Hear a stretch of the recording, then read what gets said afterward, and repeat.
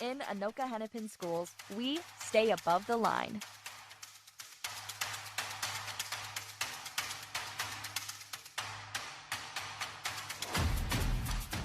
As high school students, we've got a lot of school spirit.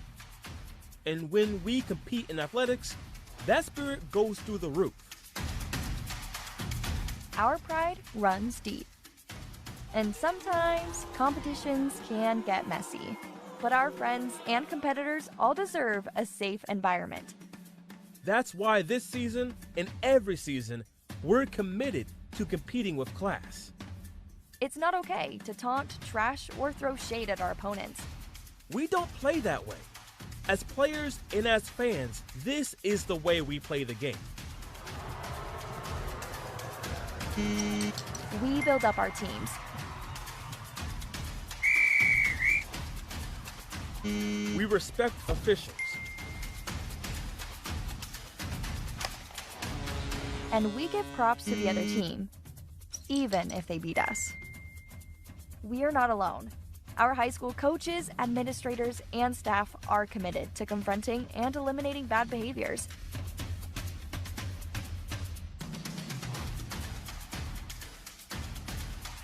Because insensitive, offensive, and hateful behavior has no place in our high school or in our activities. Everyone has a role to play. So whether we're at home or away, join our school communities as we show everyone this is the way we play the game. Anoka Hennepin fans, whether you cheer for the Huskies, Cardinals, Bengals, Rebels, or Tornadoes, let's stay above the line. Hey, a pleasant good evening to you, ladies and gentlemen, from the Anoka Fieldhouse, where tonight QCTV and QCTV.org are pleased to bring you Northwest Suburban Conference basketball action tonight. It's on the boys' basketball side as the Anoka Tornadoes will take on the Blaine Bengals in another fierce crosstown rivalry. I guess, well, there's a town in between, but what do you know? Hi, everybody. I'm Tim Anderson, joined alongside Ryan Nelson Kane. And Ryan, two teams coming in with similar records. Anoka's 8-7, Blaine's 9-7, but Anoka's kind of making a run here, winning 6 of their last 7 and playing much better defense. Absolutely. Defense is going to be the name of the game for Anoka tonight. Can they play defense on the perimeter? Are they going to be able to stop this three-point assault from Blaine? I think it's going to be interesting to see whether or not they can do that and continue to play inside. Yeah, it's going to be interesting to also watch Reagan Reeder, a big-time matchup for them. Can Reagan Reeder continue to lead this team on the inside? He's got a tough physical matchup tonight with Ryan Bowman. That'll be a really fun one to watch in the paint. And what do you need to see there from Reagan Reeder tonight? Need to see ability to clean up. You're going to see a lot of three-point shots out of Blaine tonight. That's kind of the majority of their offense is taking those shots beyond the arc. You're going to see them kind of just push the ball outside. They're going to have a kind of drive and pass sort of offense, and they're going to look for their bigs to clean up. So you need Reeder to be down there to prevent that from happening so that Anoka can get the ball back, move down and play their game down low, slow this game down a little bit because this can't be a track meet for Anoka. Certainly not. Blaine lost their last track meet against Park Center, but don't feel bad. Everybody does that, but they're still find a way to score. It's a very potent offense. Should be a really fun one tonight here at the Fieldhouse. It's the Tornadoes and the Bengals next on QCTV. Back to the fence, and that's gone. There it is. Ace to win the set. It's caught. 20-10 touchdown. This is going to be in the gap. Yes! Scores on the deflection. Yes! The Huskies win their first state championship.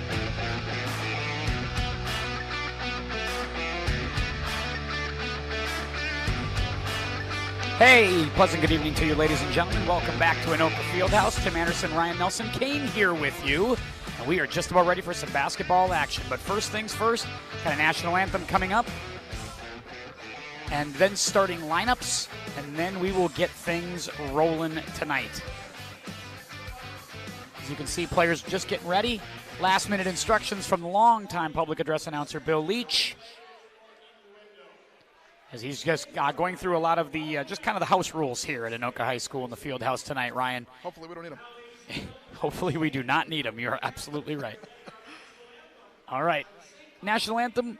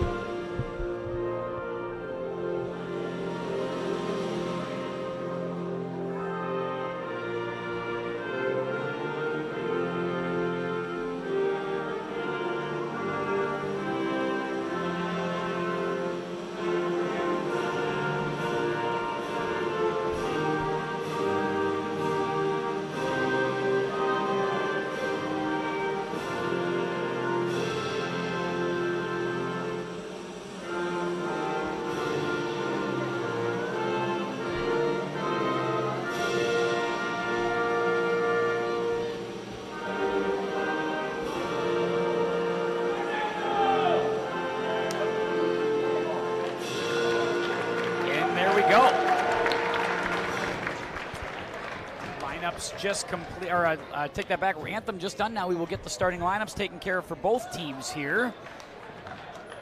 As each team comes in playing a 3-guard lineup, we did talk about this game being perhaps a really up and down kind of game, certainly from the Blaine side of it. One guy to keep an eye on tonight for the Blaine Bengals is their captain, junior guard, Ethan Pettis, and he can shoot the ball, and they're going to look to get him the ball often and early, I would assume, here tonight, Ryan. Yeah, absolutely. I think that if you're looking to go beyond the arc, he's your most talented player. This is somebody that you're going to want to see them to kind of move everybody around. You're going to see a lot of sort of picks around him so that he can move around with the ball and get to some open space. So we'll see if they can do that, if Anoka lets that happen, and that could be an early night for them. No question about that. We'll keep an eye on that. And certainly that was something I talked about with Coach Patrick Steinbring, one of the assistant coaches for Coach Jesse Jefferson. He had mentioned that, it's about patience defensively, because we're going to have to run off screens all night long as we take a look at the starting lineup for Coach Lance Pettis and the Blaine Bengals. And those are going to be the guys setting those screens. 3-guard lineup with Jordan Lyon, Elvin Payne, Ethan Pettis, Ryan Bowman, the other captain. So keep an eye on him on the inside. We mentioned him in the pregame, Ryan, and Zach Schusted. So they go from the 3 guards on the outside and then the big guys down low. Yep, and that's, again, we talked about they're going to shoot a lot from the perimeter. They're going to have a lot of cleanup. They're going to play physically outside. So they're going to use that athletic lineup to kind of come out and force Anoka to try and play the outside so they can get inside. So there is Ethan Pettis just getting introduced, number 10, and I think the jersey's one size too big. They must not have had, because I feel like that's got to be at least an XL, and I think he's wearing an L or a medium. Yeah, he's not a big dude, but you know what? You don't really have to be when you're able to jump out of the gym and shoot the ball. Just shoot threes. That's it. Coach Jesse Jefferson. I tell you what, a lot of good from Coach Jefferson in year 2. When he took over this team, they didn't win a game 2 years ago. They won 4 games last year, and defensively they couldn't stop anybody. They had a really tough time with it. This year, the defense has improved, and they've already won 8 games. Really doing a nice job. Well, and you know what? Defense is a game about culture and about toughness, and how can you stick to your guns and stick to what it is that you're doing, and do you know what you're doing? And you'd like to see that be good when you come in, but you know that kind of stuff is a work in progress. And Coach Jefferson's did a good job of kind of rehabbing the culture of this Anoka basketball program, and that's reflected in the way that they're playing defensively. So if they can come out tonight and play a good game on the perimeter, do the things they need to do to win, that's going to be another notch in that belt for them to know that we're on the right way culturally. Pra, Cooper, Podani, Reagan Reeder, and Trey Borchers. You can see it's a lot of guards. It's a small lineup that has guys it's kind of like positionless offense that Anoka's trying to get to. Podani will kind of run the point, but you'll see Cooper run the point sometimes. Pra, you'll see Borchers spot up and shoot threes and also handle the ball sometimes. And Reeder can be kind of a point forward. So they really, truly can play all over the floor. It's a very interesting team to watch offensively. It allows you to play very amorphously defensively as well, where the other team's not going to know. Blaine's going to have a hard time tonight knowing who their matchup is and knowing what they're up against in certain situations, because Anoka's not coming out here with set guys. So it's going to be interesting to see how Blaine adjusts when Anoka makes changes and adjustments in this game as well. So it's a good one. Couple of teams that, certainly in the case of Anoka, pretty hot right now. 6 of their last 7, and their only loss to Maple Grove. They played them really hard. That Maple Grove team's really good. And it was a very close game throughout. Reeder to jump with Bowman. Tap 1 controlled by Blaine, and it's won by Jordan Lyon for the Bengals. Cross-court quick feed. Bowman wants 3. He'll take it and make it. Boy, there we go. That's a way to get off to a good start there for Blaine. That's a heck of a shot. Not necessarily a great look, but you don't need a great look if it's going to fall. Nice little alley try for Reeder. Nice play from Peyton Podani as he answers on the other end and feeds Reagan Reeder on a backdoor cut. And one of the things that we talked about before this game was being patient. When you're playing a team that plays this 3 game, you know they're going to make their shots, so you have to play your game to stay in the game, give yourself a chance to kind of come back and minimize their ability to get ahead of you. That means you have to make baskets. That means you have to play defense down low and get rebounds. You have to play a patient basketball game. We'll see if Anoka can maintain that. Well, you got to like what Ryan Bowman did right there. A nice drive and kick. A drive and kick on the inside, and Schusted had an easy one. Borchers for 3, yes! Good answer there for Anoka so far. We'd like to see them play a little bit stronger defense down on the other end, but a good hot start for both teams. Both teams executing early on. There's a look at Pettis. Pettis cross-court for Payne. Payne puts it on the floor, guarded by Cooper. Back up top, Bowman for 3. Yes, wow. Ethan Pettis, I take that back for 3. A hot start for the Blaine Bengals beyond the arc. We knew that could be the case today. Just don't push if you're Anoka. You can't try and get into a track meet with them. We talked about that in the pregame early here. You can't get into a track meet with this team. Oh, Donald Pra had it on the inside, but just couldn't finish, and they control it are the Bengals. Blaine looking for more. Lyon. Oh, had that poked away by Padani. Peyton Padani going the other way, guarded by Lyon. Can't finish at the rim, but a foul, and that'll put Peyton Padani on the line for the Tornadoes. Yeah, good heads-up play by Padani. You know, he's used to that kind of thing coming out right at his chest, playing quarterback for the football team, just right in his wheelhouse, just get the hand out there. So we'll see if he can quarterback this team a little bit. And I'll tell you what, they put him in at point, at kind of in that starting guard position, and I really think it made a difference because he kind of brought a little bit of that generalship that you kind of talk about, right? I feel like he sort of steadied things as this sort of bigger point guard. He's tough to match up with. Well, leadership is one of those things that's really hard to teach, and when we're talking about building a program culture, this is one of those things that you look for is who are my leaders, right? Who can we have that are going to be, you know, the culture guys down the line? And Padani, a sophomore, a guy who kind of already exhibits some of those characteristics, getting him on the floor and manufacturing a leader over time is something that you want to have, and it might be indicative of something that's going to lead to a longer run for this program for Anoka. Moving screen called on Schustad, and that's going to be a turnover for the Bengals. And now here comes Anoka looking for the tie. 16:05 left to play first half. Borchers swinging. Reeder's going to pop up and shoot three. Knock it down. Actually, I think they call two on the line. Foot on the line for Reeder.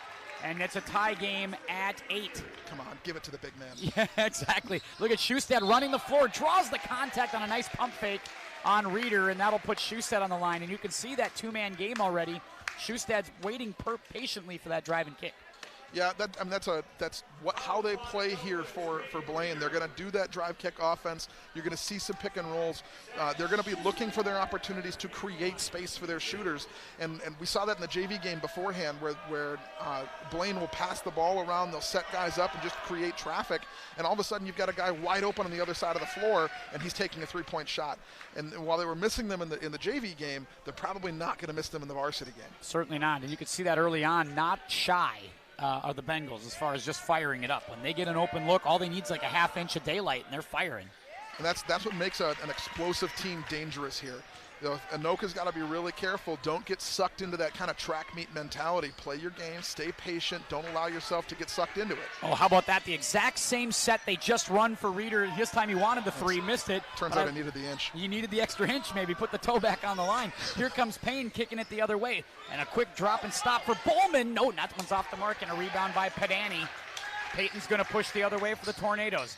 Drive, looking, gets it to Cooper. Cooper feeds Borchers. Borchers drives at the free throw line. Now back up top between the circles for Cooper. Now Padani will set up and fire a three. Leave that short. Reeder goes and grabs the offensive rebound. Borchers for three. Yes!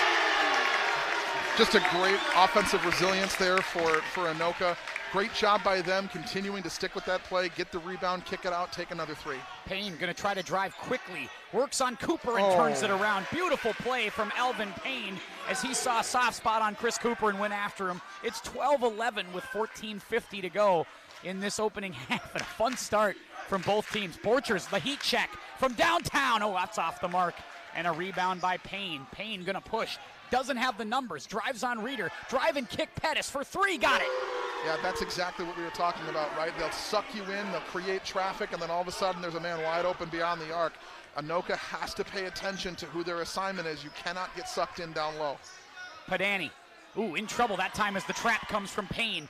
Elvin Payne, a nice couple of trips here in a row. He's going to drive and dish again. Lyon didn't catch it cleanly in the corner, so they swing it around. Pettis with a man in his face from the parking lot, can't knock it down. And a rebound by Padani. That was a heat check on the other side for Pettis. Borchers drives, and he's fouled. A hack on Bowman. If Mr. Pettis would have made that, I think we would have been talking about this could be a problem tonight. A lot of guys, shooters like to shoot in this gym for some reason. You know, guys have come in here and really lit it up. You know, we talk about hitters' parks in baseball. This might be a shooter's gym in basketball. Could very well be. You know, we've seen it in the girls' side. We're seeing it in the guys' side tonight. People just come in here. They like to take baskets, and they like to take those heat check shots. And good job by both teams so far tonight, mostly knocking them down. Quick sub for Anoka. They go to Afi Ibekwe, and he is an energy guy off the bench. Keep your eye on him. Cooper for three. Got it. Chris Cooper.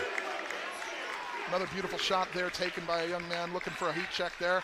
Just guys getting hot. This is going to be an interesting game, but we're starting to turn into that track meet that we talked about that Anoka wanted to avoid. Oh, Elvin Payne. Goodness. Oh, my goodness, back on the other end. 17-14 Bengals lead. This young man is smooth. Fun to watch so far. Nice drive by Padani, but he can't finish, and it's a rebound by Bowman. And Blaine has no problems moving it up the floor as Bowman Euro steps, blocked and rejected by Reagan Reeder. Cooper coming the other way, tries to feed Padani, but Payne is all over the court as he knocks it out of bounds. It'll stay with Anoka. Alvin Payne is an absolute pest. What a menace so far is Alvin Payne, as he is all over the floor. This starts with the block from Reagan Reeder, though. Wow, look at that. Cooper just bully looks, ball. Cooper trying to do the spin move, but he turns it over off his foot. Just getting a little too cute there. Just got to make your play. Cooper is, I will say, I'm so impressed with how much he has improved this year for this Anoka team. Cooper has really been a factor for them these last 6-7 games. Payne drives on Cooper, the dish, Pettis, little pump fake, step inside, now step back three for Pettis. Ethan Pettis, three-pointers to start. He's got 9. It's 20-14 Blaine, and it's all coming from the outside right now. Borchers. This was the danger of this game for Anoka. Oh, goodness. That's an on-the-floor foul that time, and it'll be a foul called on Blaine as Borchers ran off that screen beautifully. And almost had an easy layup, but instead they'll get the foul instead first. So that's Bowman's second. That's something to keep an eye on, Ryan. You have to go probably bring Bowman to the bench here. Looks like that's what they'll do. So they bring in Tyler Terry, so they're going to go small here. Schustad is really the only big on the floor for the Bengals. Which really shouldn't be a problem too much for them. Reeder.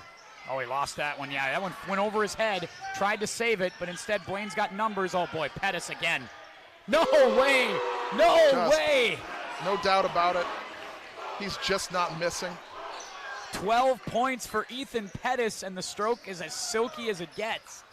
Pra looking for some help from Borchers, gets it back. Now Pra with an up and under. Can't quite finish. Not a bad move to drive inside, though. Didn't like the shot, though. Felt a little forced. Payne drives. Ani Beckway. No, he traveled. And again, they never believe they commit a violation or a foul. Timeout taken, it looks like, on the floor by Anoka. 30-second timeout. Probably a good job, a good time to take a timeout. Let's relax a little bit. We'll take a look at some standings and some rankings here as we head into tonight's game. As you can see, Anoka 4-6 now in the Northwest Suburban, but that has really been much improved over the last just couple weeks. As Park Center has been, again, just on fire this year. They're just incredible. Well, they've been good for a while. Yeah, that's right. And they like to score 90 or 100 points a game. That's really incredible. Strange that we kind of know. Andover, though, continues to play really good basketball. Absolutely. Andover and Totino Grace both playing very, very well, and Maple Grove there as well. So those top four, as good as any top four you're going to find. Let's take a look at rankings, too, when we get the opportunity to do that. Heading into tonight's game. In 4A, the top 10, Park Center, obviously 13-0, Lakeville North 11-2, Maple Grove 12-2, Eastview in that mix, Minnetonka's in that mix, Wayzata, Buffalo having a nice year, 13-1. I'll just point again, weird West Metro basketball. Yeah. That's not exactly struggling out there. Yeah, no kidding, right? There's no shortage of talent in the area, no doubt about it. There's been talk for years that this could become a basketball state. Looks like we're on the way there. There's some real talent. Borchers, one dribble and fires. That one's off the mark and a rebound by Payne. And Elvin Payne is becoming a tough. Oh boy, that is from way downtown. From the parking lot. Way downtown, Ethan Pettis. Oh my goodness. 5 threes from Ethan Pettis. It's 26-14 and Pettis has 15. He's outscored the Tornadoes by 1 early on. I'm running out of things to say early about him. I'm going to need some more time with this. Nice job by Pra to stay with that after Borchers misses the turnaround. But that was a big basket for Anoka. They had to have it right there. Didn't want to come up empty. 26-16, Ibekwe. And one thing's for sure, Payne is tough to stop. Now Lyon with a beautiful pass inside to Schustad. Count it. And one coming. That was a nice little pick and roll that you were talking about, Ryan. This is getting out of hand early for Anoka. They're going to have to find a way to stop the bleeding and play some defense. This is getting to be a bad thing. But when you've got a guy that's shooting 5 threes and making them from the parking lot, I don't really know what else more you can do. Well, that's what sets up, because that's the thing. You have to respect the outside shot so that when they run those pick and rolls for the bigs, it's like, well, you got to go out and defend that, but then it's open underneath. Yeah, and this is exactly what we talked about that Anoka had to avoid tonight. You cannot get stuck in these kinds of things against a team like Blaine that can do this to you. And you didn't play the perimeter defense particularly well early, and now you've lost that. So they'll sit Schusted, and they'll bring in Devin Pecos. Pecos going to guard Reeder. And I think if you're Anoka, that might be the direction you want to go here is Reeder. Padani will drive and finish with a nice little finger roll from Peyton Padani. Good work. Beautiful soft shot there from Padani. 29-18 Blaine. They have started red hot from the outside tonight. Have not missed much. I think I count 2 missed shots so far from the Blaine Bengals.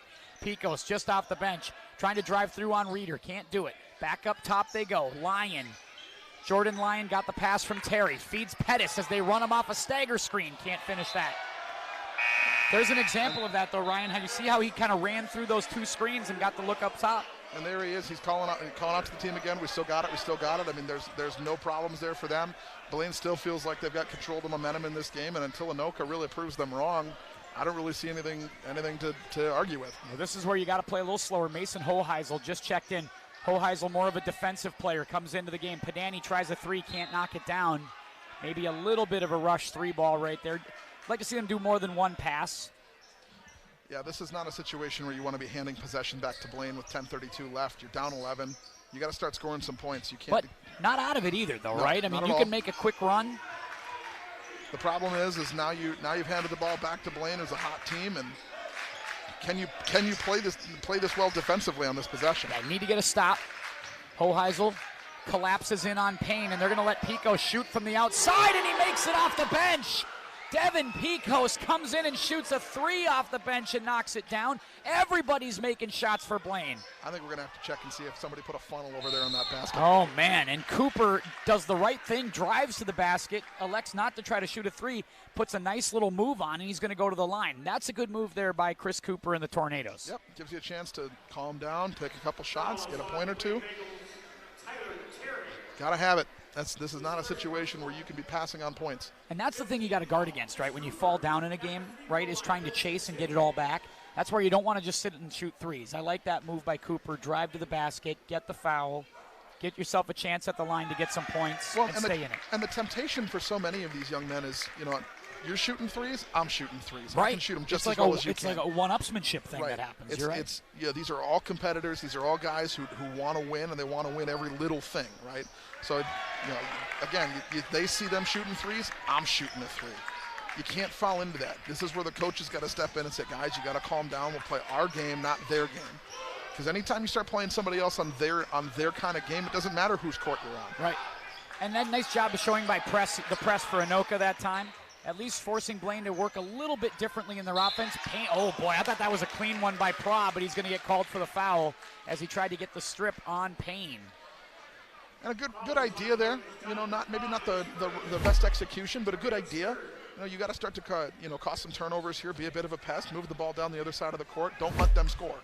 I 100%. I mean, that's one thing that I guess the thing I wasn't prepared for, Ryan, in this one was just how Elvin Payne is able to so easily get inside and cause disruption. He's just so smooth and fast and lightning fast. It's quicker than you think. Diamond, who just checked in, had a look, but he traveled first. Yeah, he wasn't ready for that. Payne's just quicker than you think. Yep. And that's really the bottom line is I can't put any other words into it. It's just he's just so smooth that it looks slow, and then all of a sudden he's on top of you. Padani with a drive. Oh, man, that should have gone down. It just did not finish on that end, but it was a good look from Padani. I thought he made it. We go the other way. Terry. Pecos wants another 3 from the outside. That's an off-the-bench big man, and he's knocked down 2 threes. That's already 8 threes in this first half. Cooper. Pull up 2. Ooh, in and out. That was a good look from Cooper. Good look from Cooper, just not falling. Meanwhile, on the other side, Blaine can't miss. Diamond feeds Pettis. Pump fake. Pra gets up on him defensively. Nice job by Donald Pra to deny that time. Back up to Terry. Pettis guarded by Padani. Pecos on Hoheisel. Pecos comes back out. Hoheisel goes out and guards him at the perimeter. Now it's Lyon. Jordan Line with a feed. It's Terry who will drive, can't finish. Mason Hoheisel the rebound. Here comes Donald Pra for Anoka. Pra, go ahead. Felt a bit like they got impatient on that one. Nice drive by Donald Pra. Big basket there for Anoka. 35-22, Bengals. It does feel like if you can get this under 10 if you're Anoka, it's manageable coming into the second half. 100%. And that's got to be just what you're thinking, chipping away. And we're going to get a hold away from the ball on Hoheisel, I do believe. Pecos is a big kid. Yeah, he's a big, strong kid, but also he can shoot, and that becomes difficult to deal with when you have a big guy underneath who can step out to 20 feet and make jumpers. Yeah, that's it's not ideal when they're not exactly your best perimeter defenders, big guys. So if you know that's your assignment, it's going to be a little tough for guys to get out there and defend them. I think that's an observation Coach Jefferson has made here, and Coach Jefferson opts to maybe go with a different lineup again. And I think we're going to get a timeout. Timeout, Bengals. So they'll rethink this with a quick 30-second timeout. 35-22, Blaine leads with 8:16 to go in the opening half. It has been a shooting clinic from the Bengals so far, as Ethan Pettis has stepped up and made 5 threes. He's got 15 points. Bowman has a 3, and then 2 more threes from Devin Pecos off the bench. So that is 8 threes to open the game for Blaine. On the other side, 3 threes for Anoka, and you got to be saying to yourself, well, hey, we've made some threes, but it's just hard to stay with it at that pace. That is a tough pace to keep. Yeah, so you just don't have the ability to make up that extra point per shot if you're giving that up every single time. And 8, it's 24 points. That's just so many. I think if you're Coach Jefferson, though, you got to say to yourself, look, they can't do this all night, right? They're not going to make – you got to at least assume that. At least you have to tell your team that, right? So that's where you tell them, hey, stay the course. Let's cut this thing to 10. They're going to start missing threes. Yeah, I think that the only problem is what if they don't? Well, cross that bridge when you get there. Nice feed inside. Oh, that's beautiful basketball there. Pecos feeds Schustad, who just checked back into the game. And now you play those 2 bigs on the floor at the same time. Schustad up to 9 points. What a great start for him. And suddenly Pecos is starting to look like the right guy to pull off the bench here. No kidding, what a 6-man. You can go off the bench to a guy who can distribute. Cooper for 3. I take that back. Boy, Chris Cooper keeping the Tornadoes in this thing. He's got 8 points with 2 threes. 37-25. Blaine still leads. Maybe you'd like to see him get the ball a little bit more here before the end of the half. Take a couple more shots like that. A good shot from him. That corner 3 feels pretty smooth. Elvin Payne! Oh, my goodness. This kid's ridiculous. Quick as a hiccup. Borchers with the quick answer on the other end. Borchers up to 8 points. 39-27. Like I said, Anoka's played well in this half. They got 27 points with 7 to go. They have nothing to feel bad about. No, they're on pace to score like 70 points here. Drive by Payne. Oh, my. Payne can't finish up top, and it's going to be a foul on Ibekwe, and he's got to watch that. He's a little bit hysterical. You don't want to show up officials like that. Got to be careful. Yeah, and know who you're up against, too, because that young man like Payne right now who's playing the way he's playing is going to get that call right now. Yeah, he's the aggressor, right? Yep. As the aggressor sometimes gets rewarded. And he's going to get those calls because the refs are going to be looking to say, guys are going to get chippy. He's the one that's scoring these points. He's kind of showing up a little bit right now. Payne is a junior. And in this offense, like he's this, I don't want to say unsung hero a little bit, but people focus on Pettis' threes, and rightfully so, and they focus on Bowman, and they focus on some of the guys they got. I feel like this guy is sort of an engine. He kind of makes things go. Missed both free throws there, though. Back to the bench go Diamond and Terry, which gets the starters back on the floor for the Bengals. Both teams rolling here. Padani, Ibekwe, Reeder, Borchers, and Pra on the floor for the Tornadoes against the starting 5. Reeder, nice cut. Kind of rubbing Reeder off a little elbow screen, gets him an easy look. And gets Anoka within 10, the number we were talking about. So if you can hold this pace for the next 6.5 minutes, maybe this half and the barrage that you've faced from Blaine so far is going to be minimized. They get a hack foul on Donald Croft first before the travel. Pecos just doing everything for Blaine right now, drawing fouls, dishing assists, and taking 3-point shots. Yeah, he came into the game and you just thought, here comes this bruiser, right? Here comes this big physical presence. And then he's got this sort of soft jumper and these nice soft hands inside that distribute. I mean, he's got a finesse move for a big man. It's so fun to watch. Inside Schusted on Reeder. This is a tough matchup for Reagan Reeder, and a good finish by Schusted. This Schusted kid's got a good soft hook shot, too. That was just a beautiful roll right off his fingertip. How about 11 points for Zach Schusted? Drive by Cooper. Again, Cooper tried to switch hands that time, but he gets rejected by the rim. It's not exactly a matchup you want down there. No, and he had to switch hands to, I think, protect himself, but that time wasn't able to get much out of that. Nice backdoor cut, Payne, and he's rejected by Reeder. And again, another matchup you don't really want down low. Yeah, exactly. Low. Not a great matchup down low. Cooper open from the corner, a 3-ball. Oh, man, in and out. That looked good from when it left his hands. I thought that was going down. Sure did. And the other end we go. It's Lyons with a little rainbow floater, and he knocks it down. Good shot. This is we're getting back to another point where Anoka's probably got to find some points here, otherwise it's going to get back to that area where we're going to be pressing for points to get back to that inside 10 mark. 43-29 in a kind of a fun, high-scoring first half here at the Fieldhouse. Padani. And now Cooper, and this is Anoka slowing down things a little bit, and I like this move by Coach Jefferson and the Tornadoes. Yep, this is what we'd hoped we'd see from the beginning of the game was, how can we just pass the ball around, look for an opening, look for some kind of offense here, let your guys catch their breath a little bit. You can't get caught in a track meet, and you're in a bit of a track meet right now. No question. Borchers catch at the elbow, feeds Padani, who's open for 3, and that was a good look. Not able to knock that one down as that shot hasn't fallen yet tonight for Peyton Padani.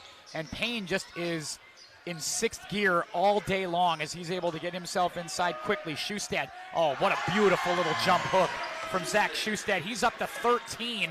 Boy, I'm impressed. And a full timeout for Jesse Jefferson. Yeah, you got to call it. I mean, you cannot continue to let this run continue for Blaine. You got to find a way to get your guys to calm back down. And it's about making now the defensive adjustments, right? Now you got to try to figure out, all right, they're able to get inside. Let's take another look. And when you make all those threes, Ryan, it seems like the paint really opens up, doesn't it? Well, I mean, that kind of stands to reason, right? I mean, you've got so many issues on the outside right now for Anoka. You cannot contain Ethan Pettis. You're kind of losing it with Payne and moving outside to inside. And now you've got to worry about the big guys taking the ball and doing things like a jump hook to you against your biggest players. So it's a problem, but it's solvable. You've got to take the time, as Jefferson's doing right now, to calm the guys down, say we have a plan, here's what we're going to do. I think you got to play a little bit more physically inside and move that back outside, knowing that those are lower percentage shots. You want them to be taking threes, but you have to be defending those threes. The big comment that I heard a lot from talking to a lot of Anoka coaches in the last couple of days is defensively, I feel like we're stepping more into guys' faces. That's been the difference over the last 6 weeks. I feel like we're just a little more tenacious defensively than we have been. And like tonight, I wonder if they've just been taken aback by all the makes. Yeah. Like I think the defense I didn't think was bad early. Like they were just making a lot of contested threes, and the drive and kick was really working. And now you wonder if that has kind of rattled the cages a little bit of the Tornadoes. For sure, and guys are going to make shots, right? But if you want them to be taking low percentage shots, it's the old argument in baseball, would you rather have them hitting into the outfield or into the infield? Your percentage is higher once it gets on the ground, but the amount of times they're scoring is lower once if they're hitting it, hitting singles and doubles. There's right? I completely agree. So you want them kind of hitting the little stuff. You want them doing that, not swinging for the fences. You wonder if they'll concede some of those 2-point baskets to keep them off the 3-point line. Pecos lost it out of bounds. Doesn't like it, but he's last touched. After that basket by Reagan Reeder. Reeder up to 8 points, by the way, for Anoka. You got Cooper with 8. You got Borchers with 8. You got Reeder with 8. We got a 76-point game right now. Yeah, we have 76 points scored so far in 13 minutes. 4 minutes to go, first half. Anoka once again looking to claw their way closer. Borchers catch up top, guarded by Payne. Now Cooper. A little bit of a zone here from Blaine. Drive inside by a Beckway, and he is just all off balance there as he tried to drive right into the trees. Oh, my goodness, Reagan Reeder. But Schusted able to clean things up, and Reagan Reeder's like, guys, why aren't you back on defense to help me out on that one? Another great play by Reeder there. Just, again, hung out to dry by his team a little bit. They got to be better to help him get that rebound. But when Schustad's right there, it's going to be really, really hard for anybody else to go up against him for that rebound. Trying to set up on the outside, feed at the elbow for Ibekwe. And Afi looks back up top towards Padani. Goes to Borchers, who wants 3, and he's got a nice jump shot. Sure does. Trey Borchers, a big 3. He's got 11. And they absolutely had to have that one. Anoka's got to start making some from beyond the arc to kind of let Blaine respect that so that they can play their inside game. That's true. Now Payne drives on Cooper, and Cooper, Cooper got the ball first. They got to get a walk on that one. They don't get a walk, but they get a missed layup, and Anoka will get possession. Well, the ball doesn't lie, Tim. That is true. Padani with a drive. He'll use the right hand, can't finish as he tries to go up and underneath. Borchers tried to fight it away, couldn't do it. Let's take a look at this last block by Reagan Reeder. As you can see, they got the block, but you can see Cooper not able to clear that rebound. But watch, you can see that reaction from Reeder as he's like, guys, there's like 3 Bengals here in one tornado. Where is everybody? Is that his 3rd or 4th block today? I believe that's his 3rd already. Yeah, he's had a good first half. Borchers has gotten it done on the points. He's got 3 threes. And Pettis has been quiet for a few minutes, so that's helping. But there's a made basket by Lyon. I think they'll live with that, though. If they're Anoka, I think you're like, you know what? If Jordan Lyon's going to make shots, we'll live with that. We just can't have Pettis making more threes. That's right. And you're trying to oh, nice job by Trey Borchers. Wanted to stop and watch that one for a minute. You're kind of trying to stop allowing them to do that kind of drive kick offense, right? You don't want them to be able to kick that ball out to the 3. Oh, Pettis again. That one was from way downtown. It had been a minute since he touched the ball. I think he just wanted to see if he was still hot. Oh, poked away by Lyon, and Cooper wasn't ready for Lyon to come in and attack him on that one. Ibekwe back in. Cooper's going to sit. Probably a good thing. Let Cooper get a breath there. Yeah, one thing Cooper's had to do is he's had to guard Payne for the most part, and that's you got to.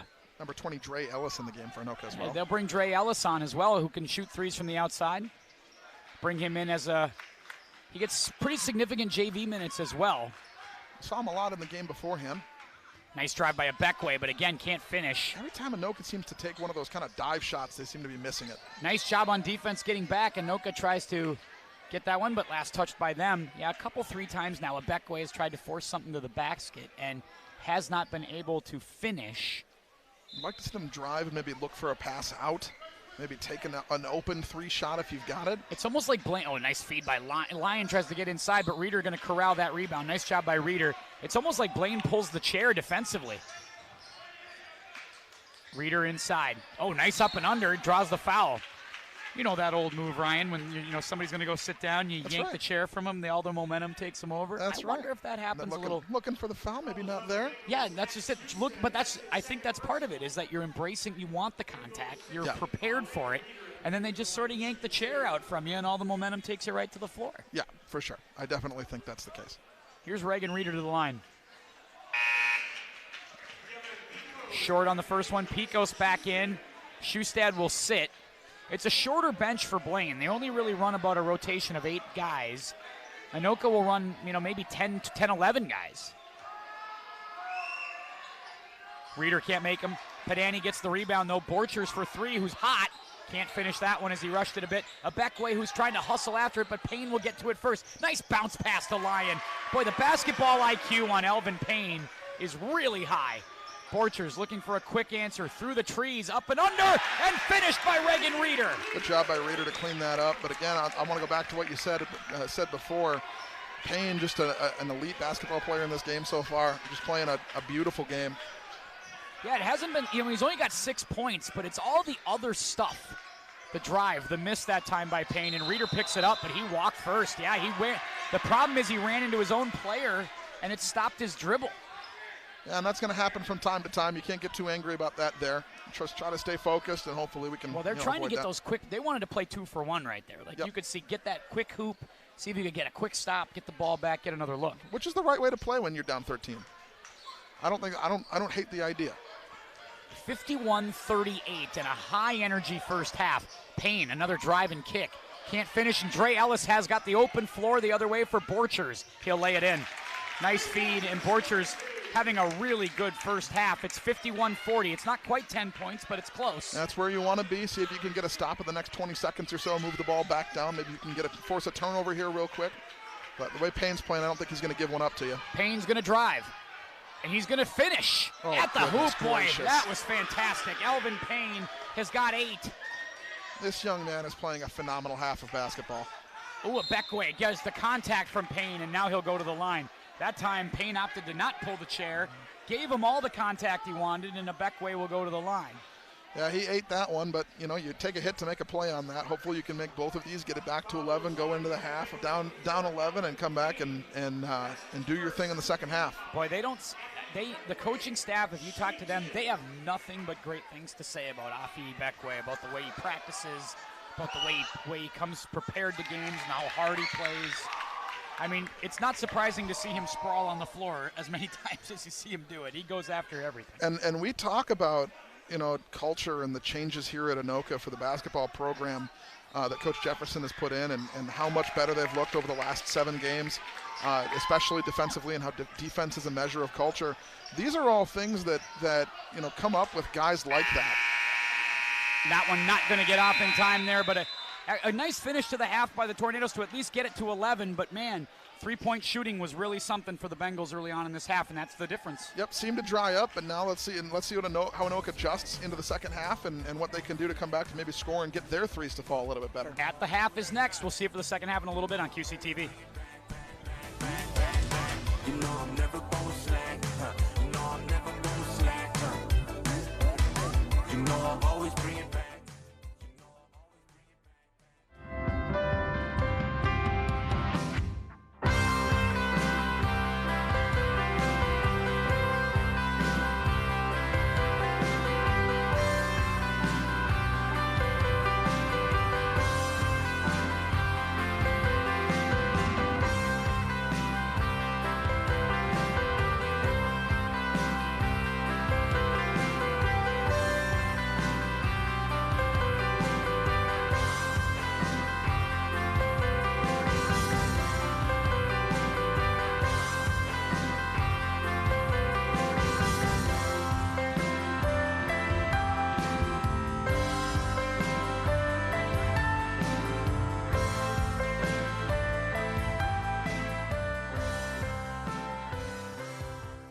Welcome to our winter edition of At the Half, the show where we take a closer look at some of our area high school sports. I'm your host, Chuck Stens. Andover boys and girls hockey look to capitalize on their outstanding dual state championships last year. In order to continue their success into this season, let's talk with the head coaches from both teams to see what the teams have to bring. I'm Melissa Volk, and this is my 10th year at Andover. Our expectations are kind of similar every single year to be getting better, you know, as the season goes and be playing our best hockey come February. You know, we're a year older. You know, last year we were super young with so many freshmen on the team, and now kids are kind of filling some different roles and kind of figuring it out this year. Our captains, Ella Berger, Issa Gettle, Maddie Brown, that top line of ours, and then also Kaylin Mum back at D, Courtney Stegman, our goalie, but then a lot of other players that fill some huge roles for us and give us that depth that we need. Yeah, so every game, you know, we kind of get excited for and another opportunity to play with our teammates and whatnot. But tomorrow we play Minnetonka, so that's a big game. And then we're in the Dyna tournament after Christmas. Yeah, we love our youth girls. We're so lucky to know all of them on such an individual basis. But, you know, the biggest thing that we preach here is just working hard and having a good attitude. My name's Mark Manny. I'm the head coach of the boys hockey team at Andover High School. Well, last year's team, a lot of our skill up front was underclassmen, and when you have underclassmen leading your team on offense, they don't feel the pressure that seniors feel. So they tend to kind of play loose and play very well. Seniors sometimes, you know, get the feeling it might be their last game if they lose, and sometimes that leads to not playing well. So we had the perfect combo last year of great senior leaders who were calm under pressure and juniors who played free. We'll see what we have this year. Our best players are going to be seniors this year, and sometimes, like I say, that's not a great recipe, and sometimes it is. So we hope our young guys get better every game, and then we get good leadership, and I think this team will be pretty good by the end of the year. Well, up front, our three big guys are Gavin Thorson, Caden Casey, and Cooper Conway. Casey and Thorson both had over 70 points last year. Conway was hurt about half the year, so he had his offensive numbers didn't look quite as impressive, but they're going to be our leaders up front. Throw in senior Mac Yell, and we're looking for big things offensively from him, and junior Ben Dahl as well. And after that, we're going to see who steps forward and kind of takes the mantle and runs. On the backside, Tristan May Robinson, senior captain, who's been a stalwart for us for 2 years now, and will be again for a third. And then Landon Stringfellow, a junior who played a regular shift last year and is getting better by the day. Back in the net, we lost Austin Bronze, who was probably the best goalie in Minnesota last year. So we're just looking for who's going to step forward and take that job. We've got 4 very capable goalies, and any of them could be our starter by the end of the year. The Tornadoes have some new dedicated members of their cheerleading squad. Let's check in with them to learn some more.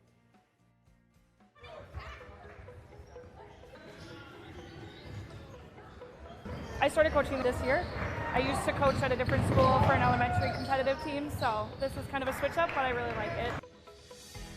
My name is Jordan Waldinger, and I've been coaching here for 4 years. I'm going to be going on 5. I came here to be the assistant coach just right after I graduated high school, so I've been here for a bit. Last year was kind of rough for us. We had a lot of drama, a lot of issues, but I feel like this year we have the most committed and hardworking team that I personally have ever seen. Yeah, we are this is some of the most hardworking girls I've ever met. They're so committed, they want to win, they want to be here every day, they want to put in the work, and they want to get that bid. I think there's just more energy, more effort, so I just think this team is just miles different than it was last year. They want to be here. I can tell they want to be here. They want to put in the work. They're putting in work outside of practice. Yeah, the drive is really there. I enjoy it.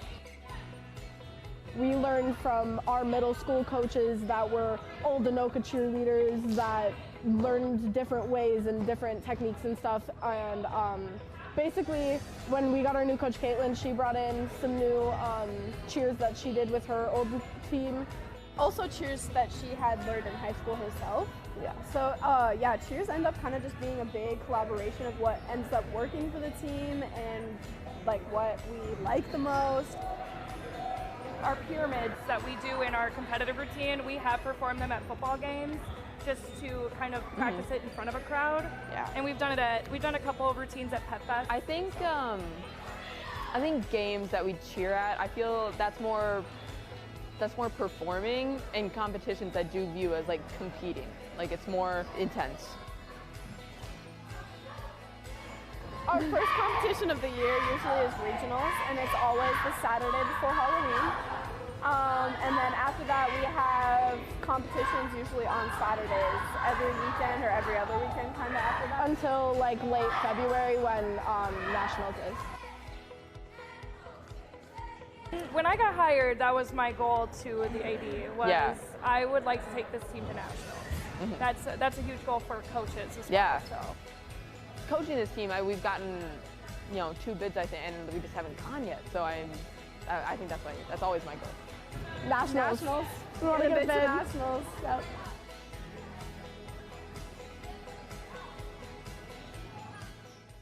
The Rebels gymnastics team is committed to setting goals and improving throughout the season. Let's see what the team is up to and how they plan to seek success this winter.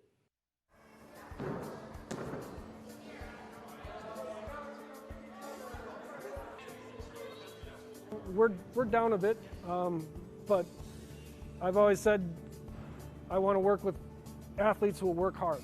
Like if you love gymnastics and you work hard, that's who I want to work with. And we've got a core group of great girls. We've got an awesome senior leader in Melina Ung. I don't know anybody that's worked harder.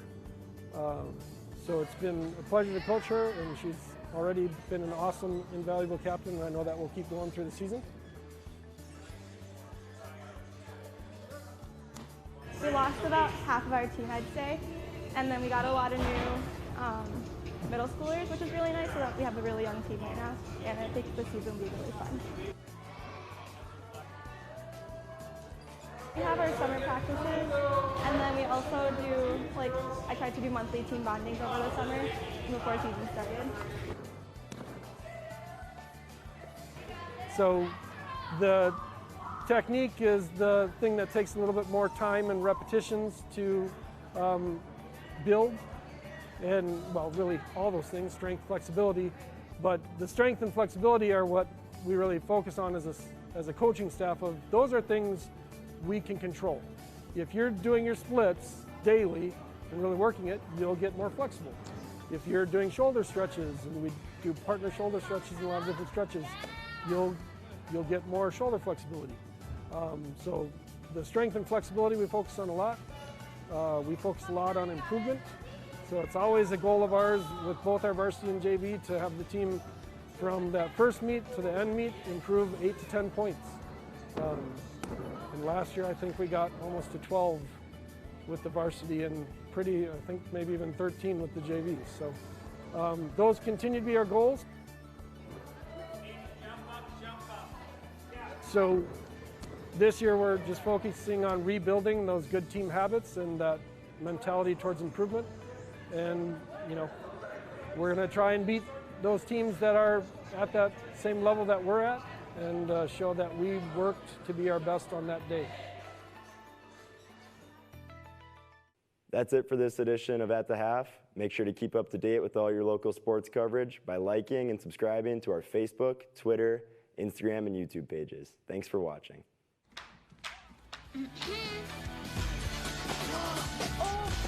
All right, everybody, welcome back to QCTV, QCTV.org. Tim Anderson, Ryan Nelson Kane here with you.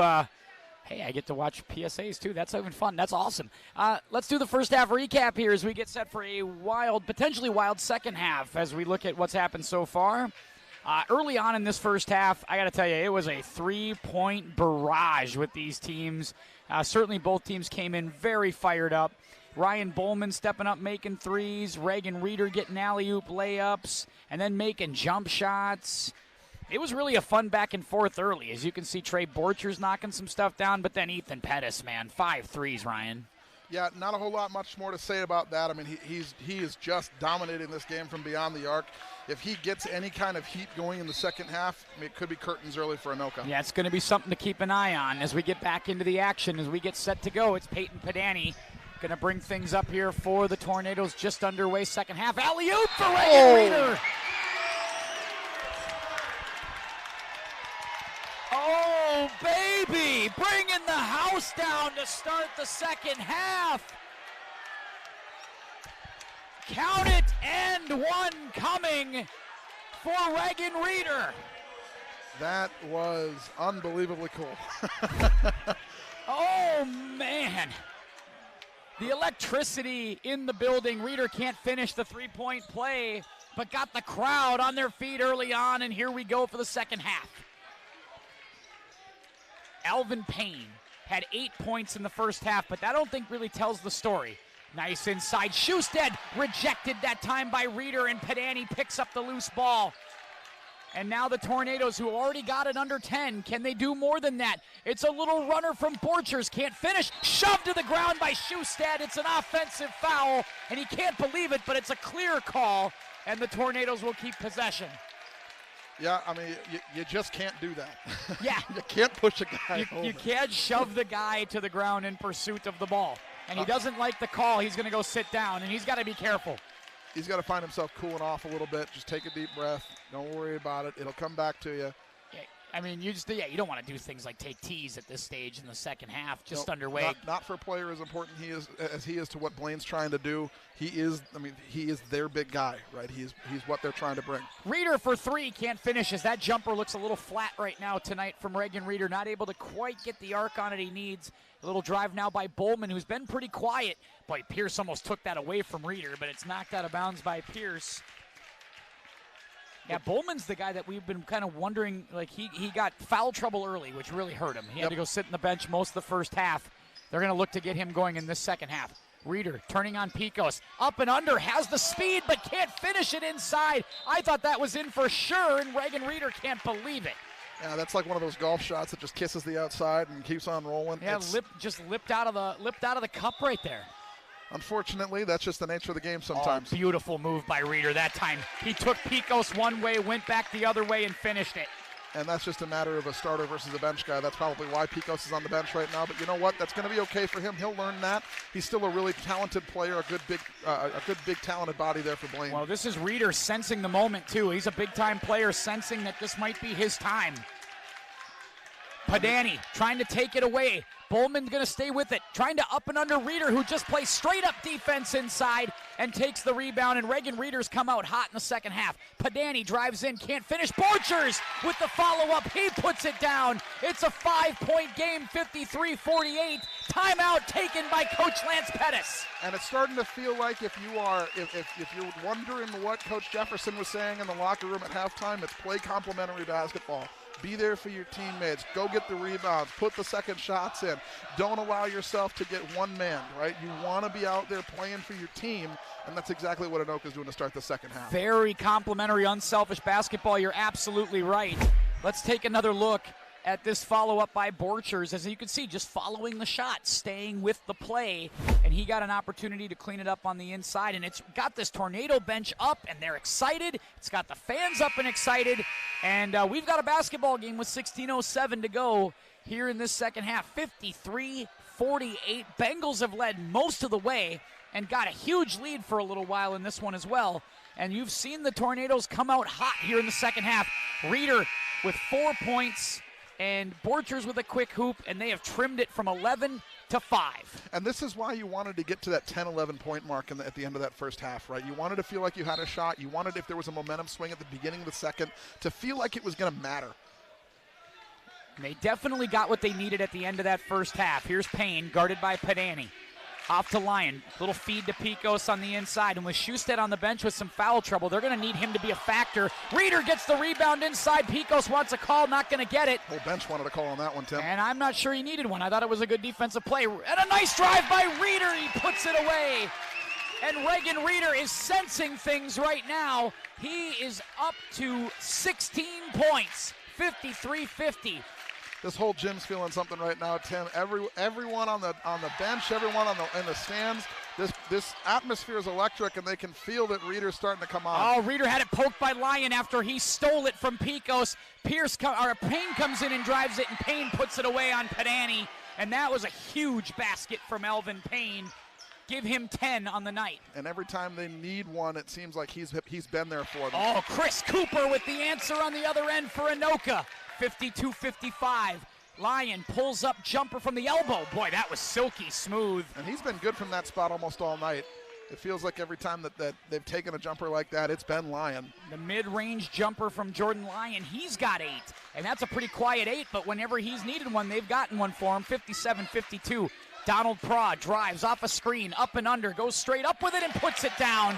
Donald Praw starting to get going. He's got 6. It's 57-54 with 14:35 to go. And it's the West End basket that seems to be the one for all the scoring tonight. Blocked by Reeder inside as Pettis tried to drive to the paint. That's a rare drive from Ethan Pettis. Someone who we have not spoken about much in the last maybe 30 minutes of real time. Ethan Pettis has been really quiet since he made that 5th. They've started to deny him the basketball, not letting him catch. And now you wonder if Blaine's going to try to find a way to get him back going again. Lyon works on Dre Ellis. Turns it up, can't finish. Rebound inside by Praw as Praw just wrestled that away. Donald Praw on the floor, dribble drive, kick out. Dre Ellis for 3, can't finish.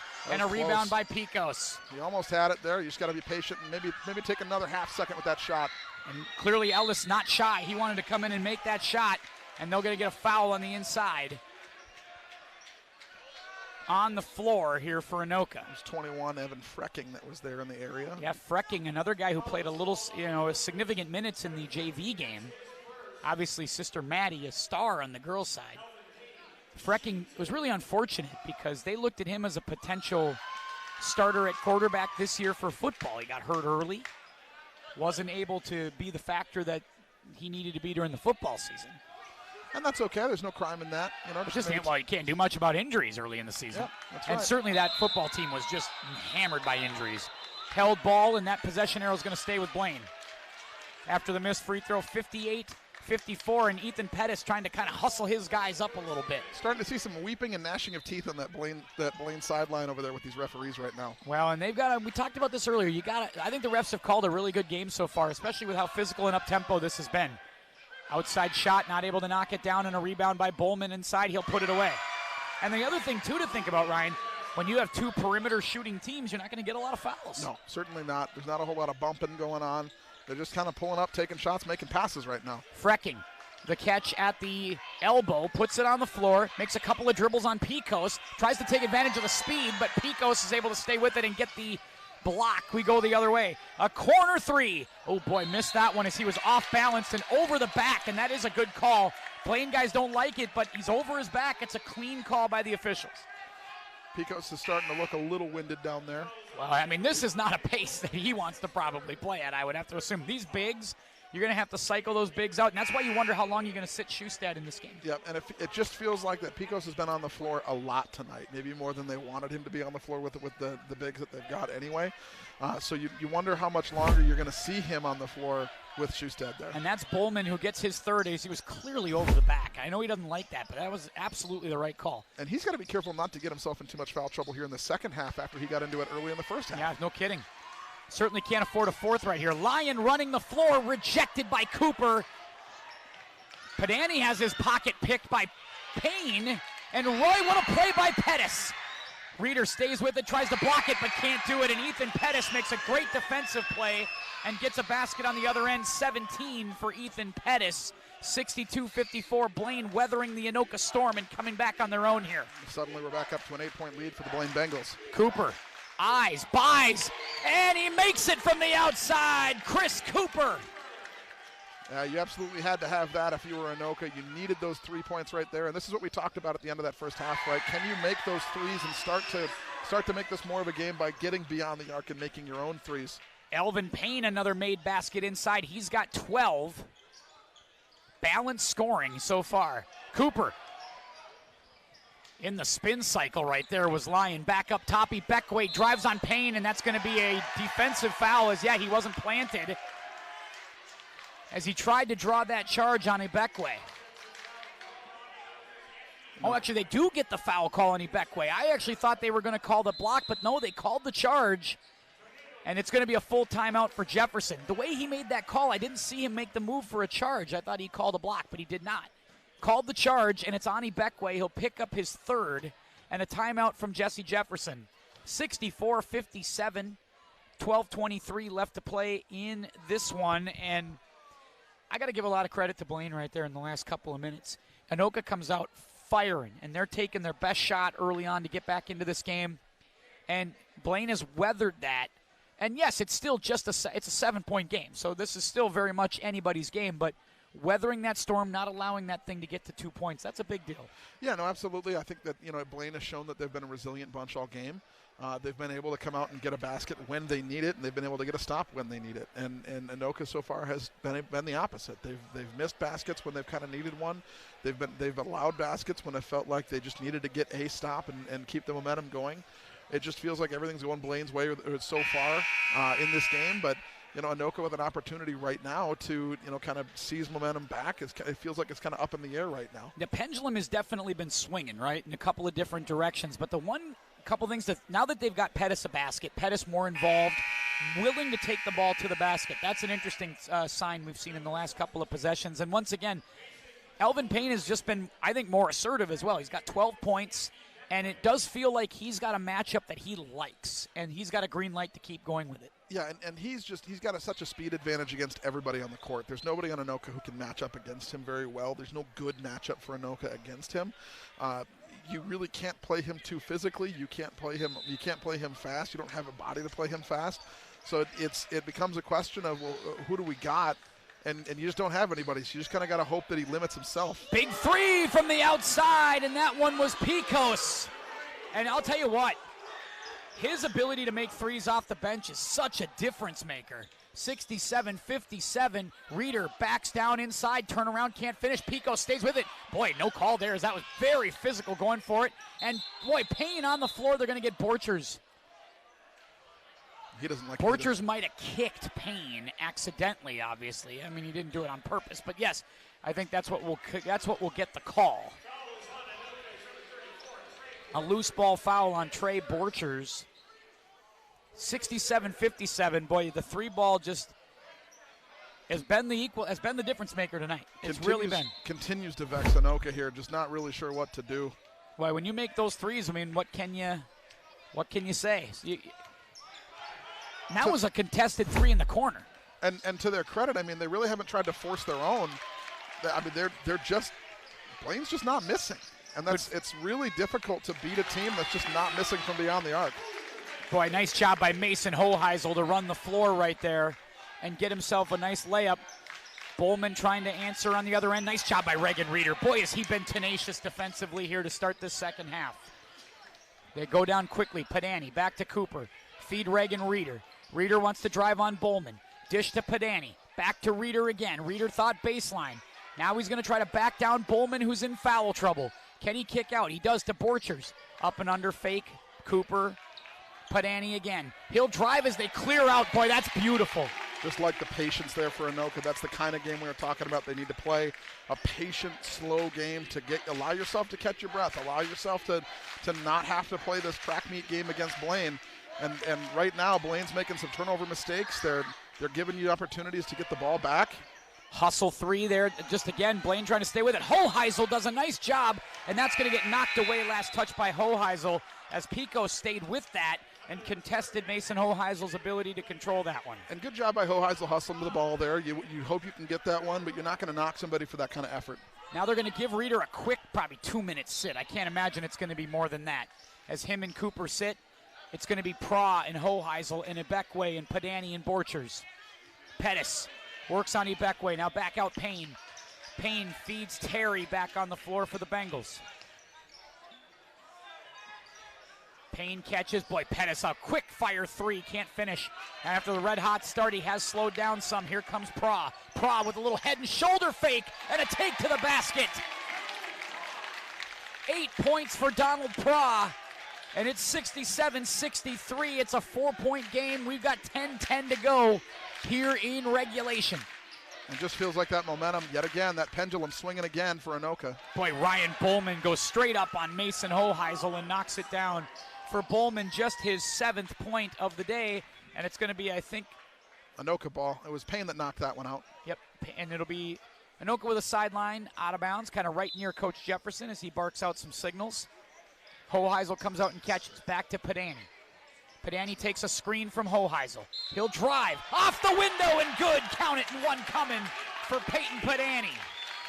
Just a great play there by Padani. Good awareness, good shot, good finish. The nice high screen from the big man. Some toughness there on that shot.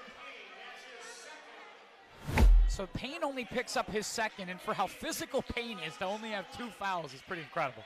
Yeah, he's smart, right? He's physical, but he's really smart. He's not really put himself in positions where he's going to take a lot of fouls.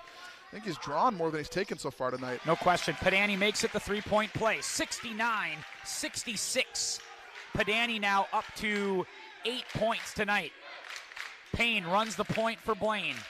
Guarded by Borchers, and a timeout taken. I think, nope, whistle first, not a timeout. So maybe a foul away from the ball. This one must be on the Tornadoes. And it's going to be on, is it on Ibekwe? Yeah, it is. So Ibekwe away from the ball, a loose ball foul. And he's going to have to sit. Maybe a little too aggressive underneath. And now that'll get Cooper back in. Nice little up and under by Bowman as he was able to deke Hoheisel and get a quick look and a quick basket. See if Anoka can come down here and maybe get a quick basket and cut this back to a 3-point game. Padani for 3. No, can't knock it down. Boy, they had the, but Bowman only had 3 in the first half, and he had foul trouble. This half already, he's got 6. 9 for the game for the team's second leading scorer. Bowman catches inside. Borchers and Padani, nice job of collapsing defensively. They knock it out of bounds. It does feel like every time Anoka has an opportunity to take some momentum here, they take an ill-advised three-point shot that just kind of give Blaine the ability to come down and score.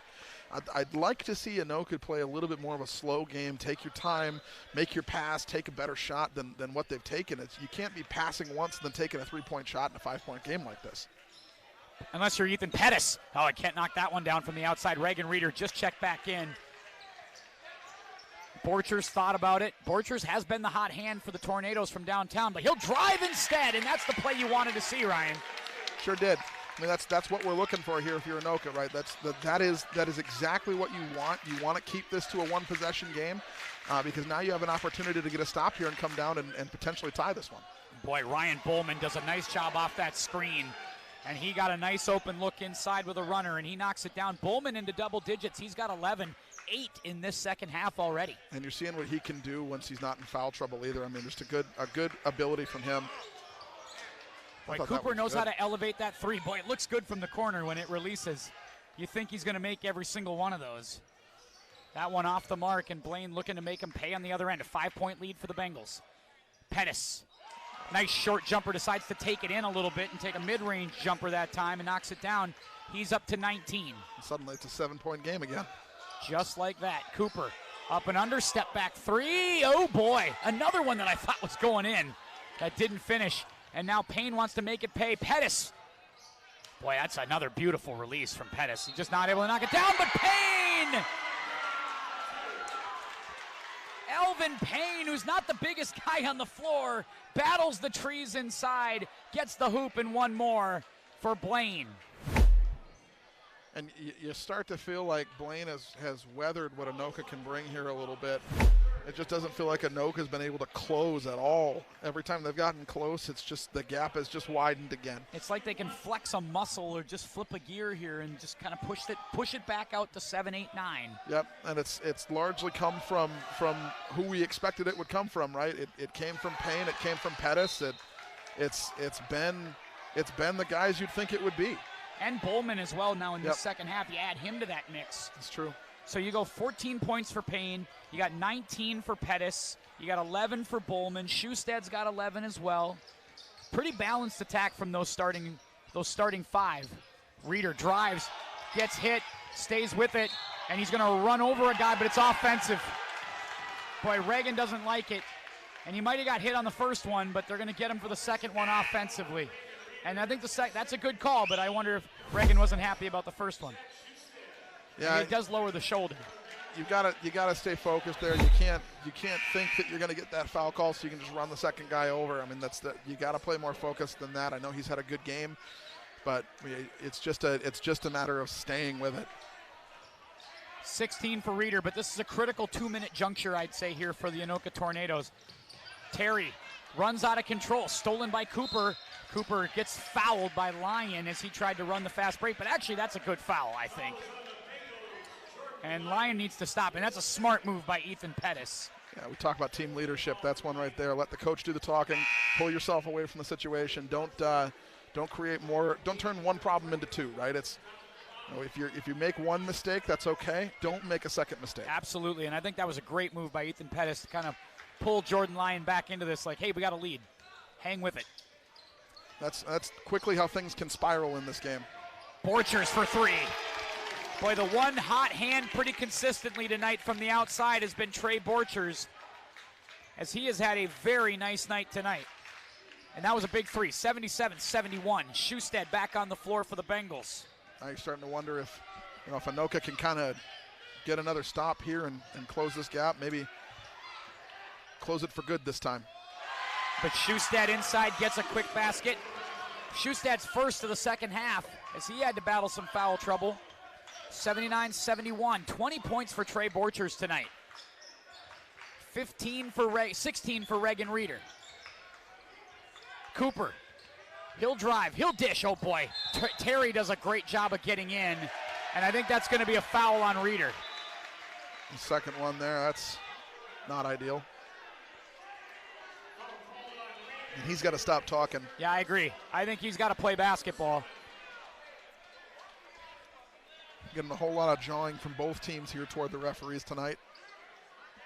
And Schustad and Reeder are jawing back and forth at each other, and the referees, I think, are going to say, how about, it's 1-1 they're going to say first. So it's free throws for Blaine.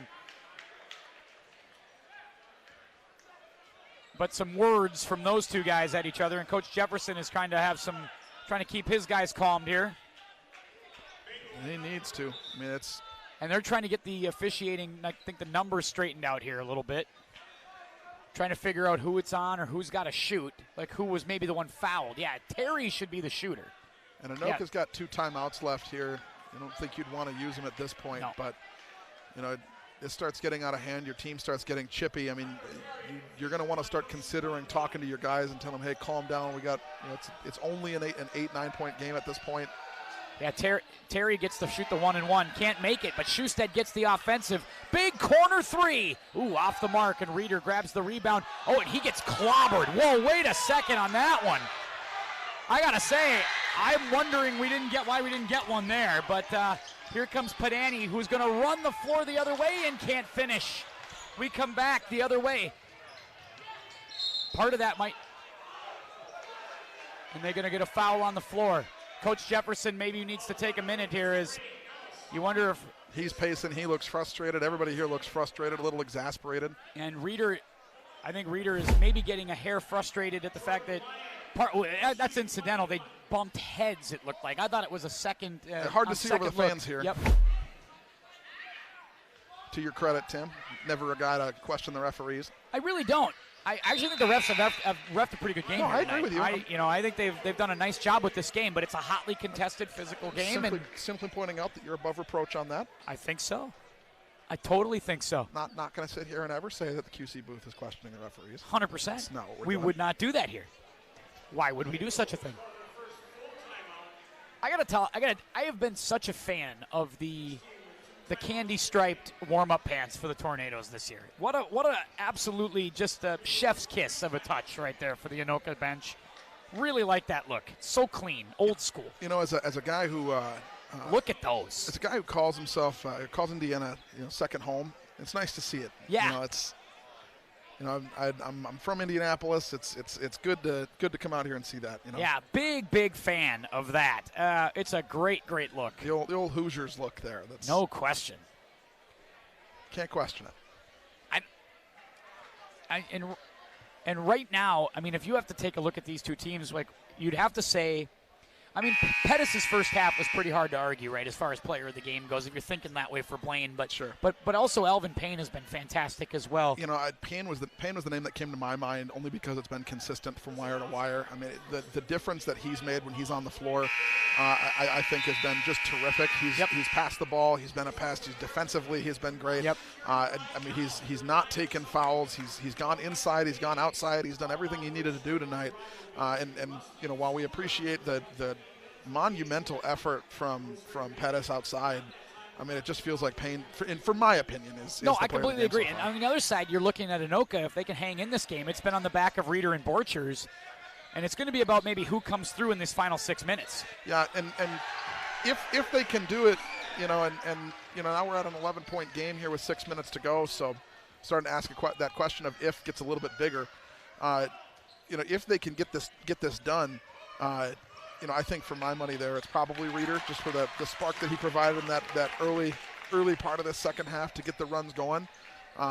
So we'll see how this shakes out at the end. But I think Reeder and Payne are probably my 2 picks there. No question about that. Inside feet. Schustad now is starting to make his presence felt late in this game.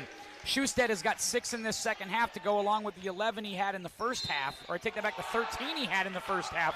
He's got 19. The Schustad maybe has had the most quiet 19-point night you can imagine. Yeah, and part of that has been he's spent a good chunk of his night on the bench, but every single time he's been on the floor, it feels like he's scoring points. Actually, the scoreboard has him at 21. I might have missed a basket somewhere. I don't know, but they've got him. I'll buy it at 21 points for Schustad.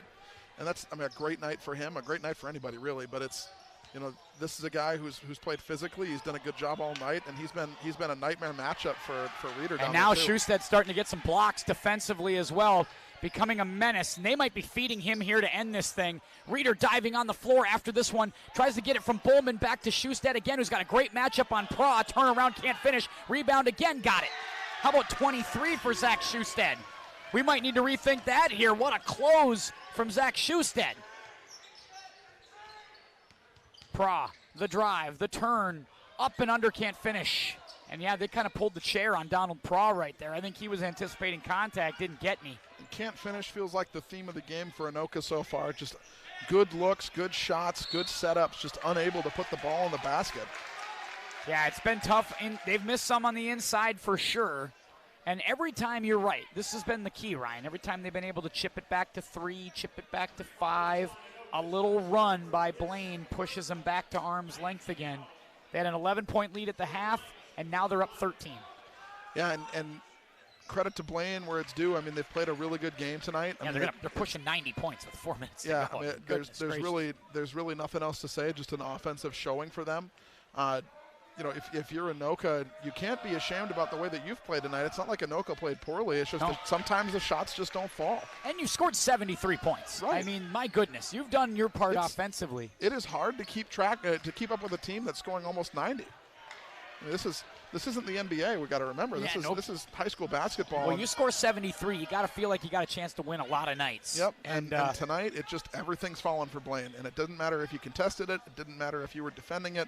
It just felt like everything that Blaine has been putting up has been good. Yep. And Anoka's still got a chance to come and get this. Oh boy, Cooper drove, got blocked by Schustad, hit his head. It looked like almost as he hit the ground. Nope, he traveled first. Yep, traveled first. Lyon travels, we'll get a turnover there. Cooper trying hard just to get a hoop the other end. Gets blocked by Schustad.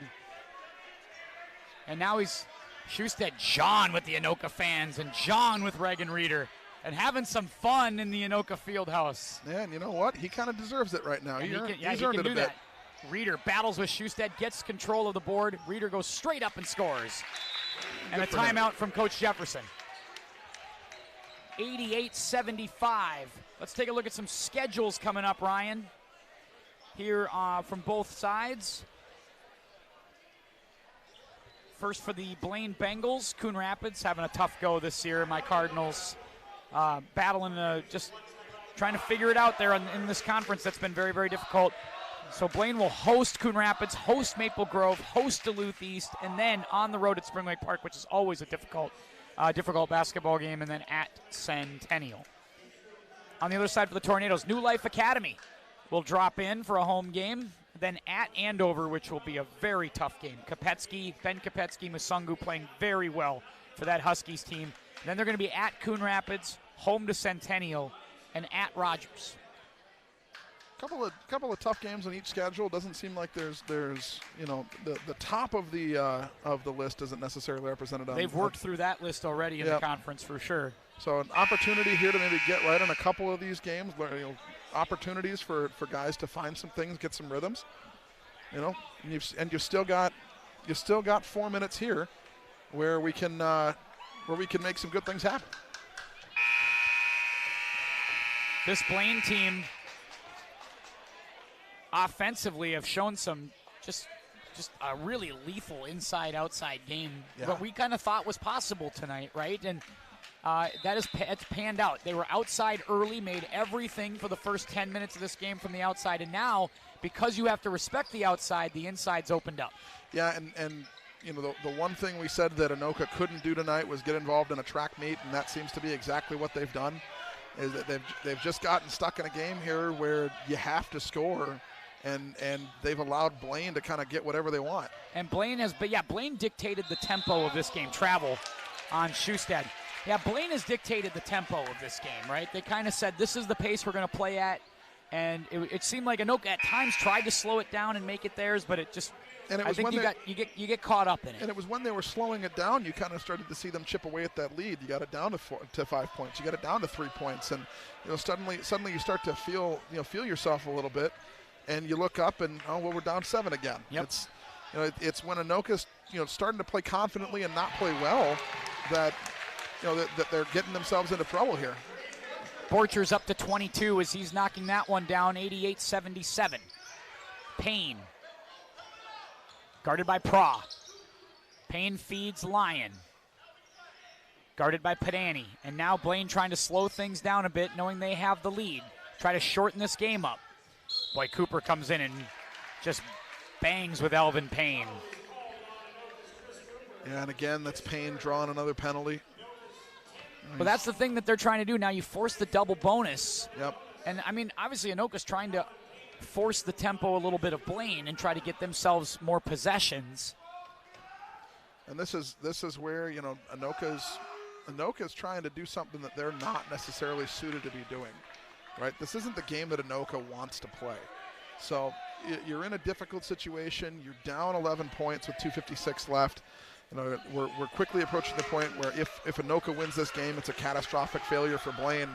So it's, you know, Anoka's got to play a near perfect game, and taking fouls there and is what you have to do because it lengthens the game. Yeah, but it's not ideal because you're putting guys like Payne at the line.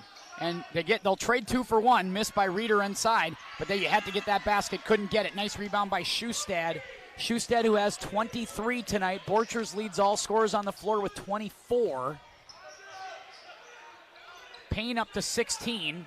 Schustad inside. Boy, when he got back in out of foul trouble, it just felt like the game changed. And Blaine and Schustad really brought the energy off the bench when he got out of that foul trouble and got back on the floor. And you really starting to feel like that, you know, it was going to be first team to 90, and we've hit that. First team to 90. And, you know, we had a super high scoring first half. We've got a very high scoring second half here too. And, I mean, goodness gracious, it's been a good game for these Blaine scorers. And it's been a high-scoring, fun one to watch on TV for sure. Borchers with the steal. Get it back to Pra. Pra goes inside, up and underscores again. Donald Pra is not afraid. I'll tell you what, a very fearless player when he drives to the basket. He's up to 12 tonight, 91-79. Borchers pokes it away from Pettis, and Pettis does not like it because he wants to see that he was reached in.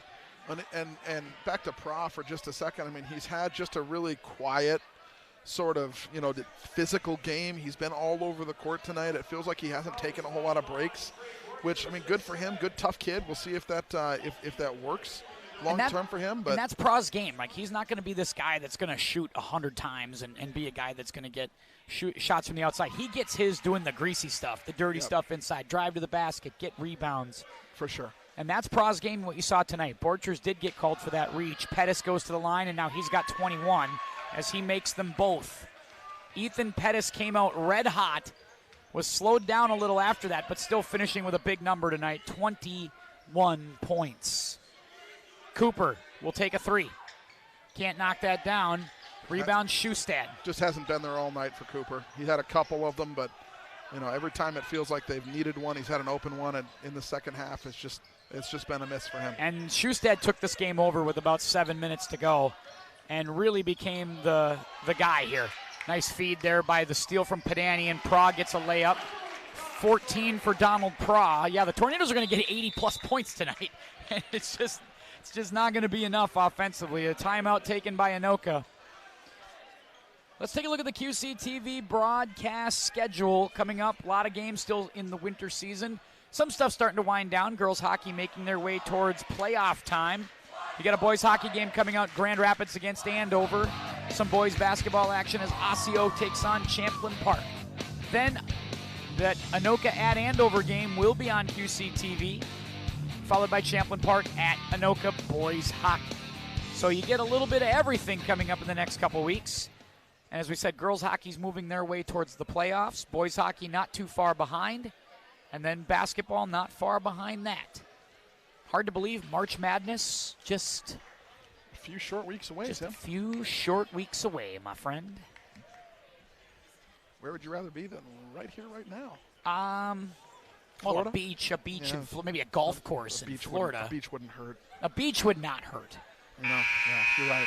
Yeah, just throwing it out there. Not saying that we don't love basketball and hockey, but you're right. But it's been a cold winter. It's been very snowy. My wife was saying the same thing. I'd, like to get away, get a little sun. Yep. It's almost where you want to just see, like, where is it 50 degrees? Arkansas? All right, I'm getting in the car. I'll drive there tonight. That's where I'll go tonight. Yeah. Just hang out there for, like, 24 hours. That's right. That's you and the Walmart.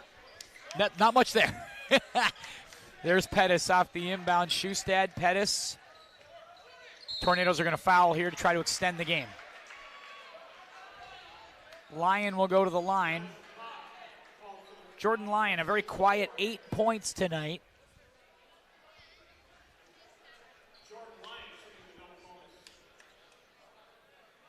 Yeah, he's done a good job tonight of being that kind of mid-jumper guy, being able just to kind of take the ball where they need it and get kind of that dirty two. Yep. He's kind of also like a guy that you need in an offense like this too, right? Yep. Because you have these bigs that need to get their stuff down low, and you got these shooters on the outside. It's nice to have this guy that can feed and facilitate and be a glue guy and set picks and then make a jumper when he needs to.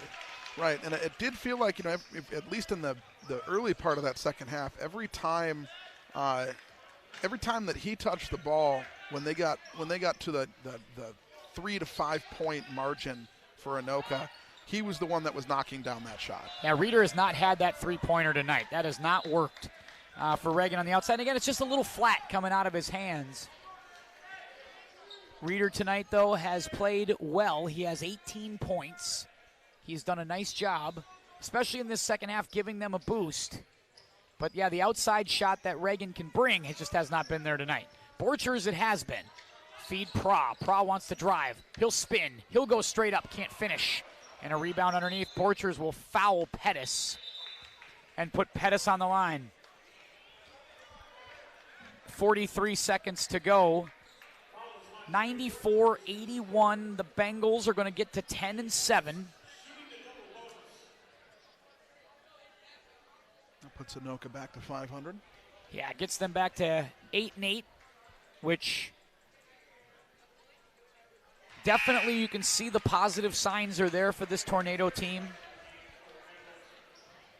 But I think this is a tough matchup for them, just given the size of a guy like Schustad and the range of a Bowman and Pettis. Pettis makes them both.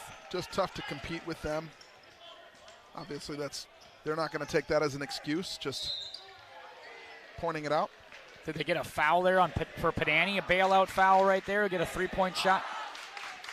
And the Blaine student section giving it to the Anoka student section on the way out tonight. Good crowds actually on both sides. Anoka drew well tonight. Blaine drew well tonight. Good energetic crowds. Padani will make one. Padani had a better second half. He's up to 9. Wasn't able to get it going quite from the outside tonight. Not for lack of trying. No, certainly not. He was looking for it, and he certainly stayed with it all night. He's got 10. Seemed to be a theme for most of the Tornadoes tonight. Yeah, Borcher shot it well. Cooper got it well going early. But just not able to put a whole lot together. So a Beckway will come in, looking to hopefully maybe draw a steal here or something, and Padani will sit down. Padani might be hobbling a little too, who knows, but so they'll go get him out, and a foul by Borchers.